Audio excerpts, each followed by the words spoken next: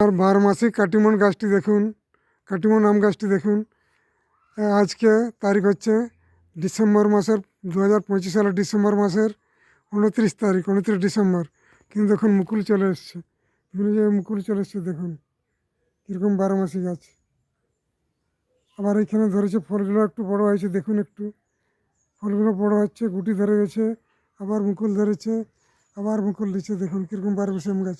কোনো সার দিতে হয়নি, শুধুমাত্র পাতা পচা সার দেওয়া হয়েছিল আগস্ট মাসে, আর কোনো কিছু সার দেয়নি।